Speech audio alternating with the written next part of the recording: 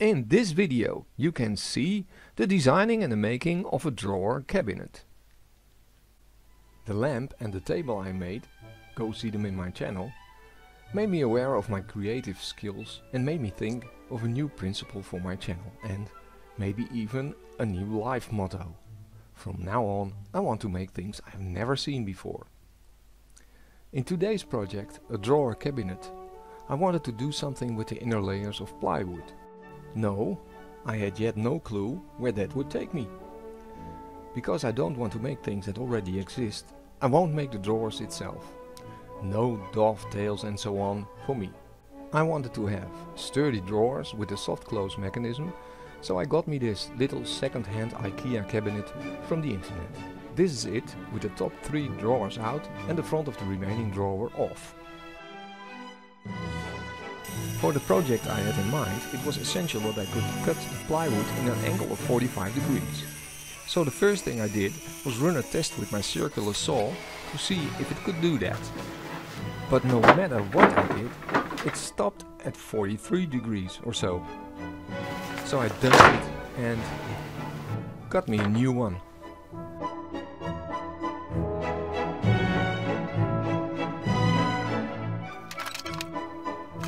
The new one came with a cool rail for sleek cutting.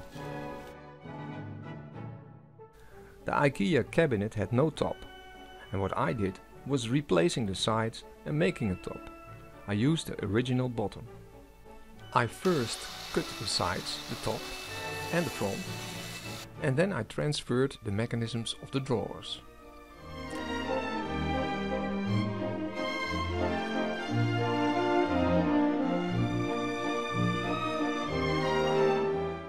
Then I glued the top on. Transferring the mounting brackets of the fronts was next.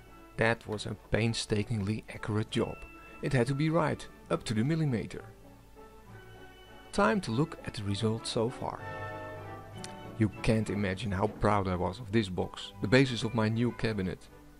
I must have opened and closed it like 20 times or so. This was in fact the blank canvas, only the beginning of the cabinet I sort of had in my head. I started by bringing the sides in shape.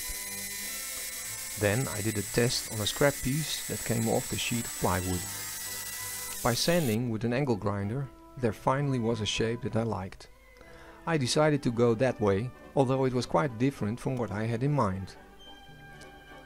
I drew a pattern on the sides, keeping an eye on the height of the drawers. Then I drew a line in the middle of the pattern lines and I used the router to make grooves to the third yellowish layer of the plywood. Then I picked up the angle grinder and sanded.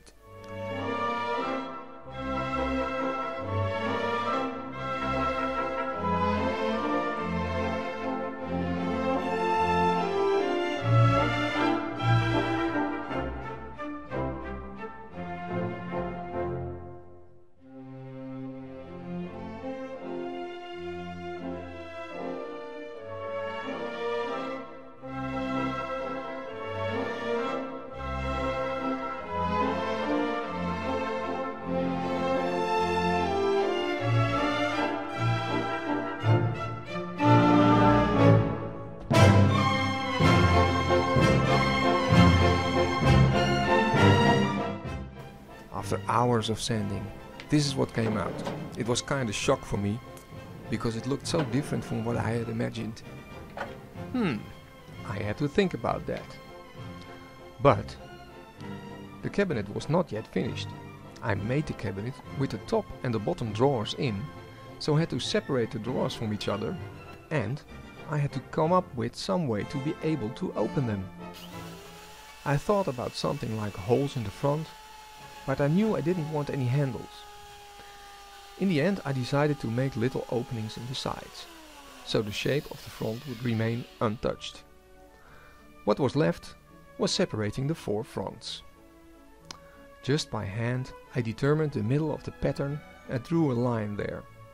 I took the front off. Ikea did a good job there. That is very easy.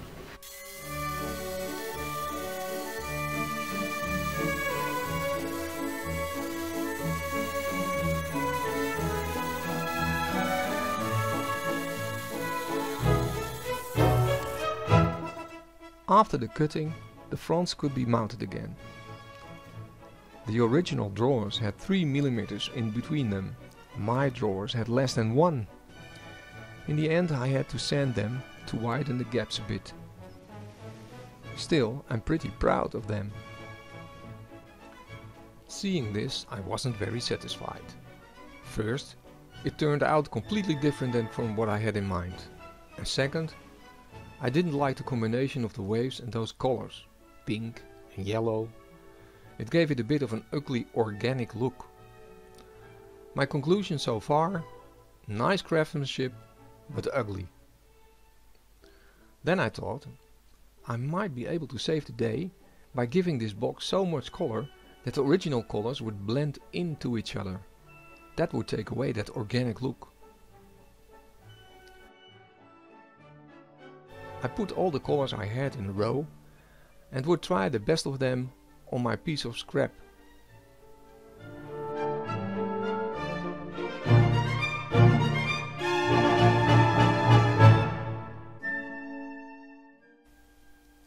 I decided to try clear, cherry and walnut.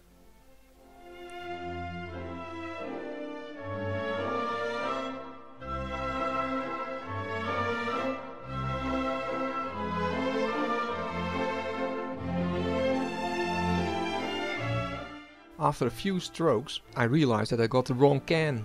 In a brain-dead moment I had grabbed dark smoked oak instead of walnut. Stupid.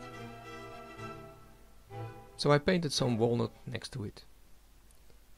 The clear coat didn't make the colors blend in. The cherry did, but was too orange to my taste.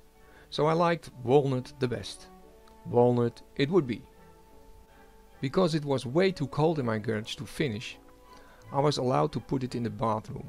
Yes, on the tub. I did it twice and in the end I was quite pleased with it.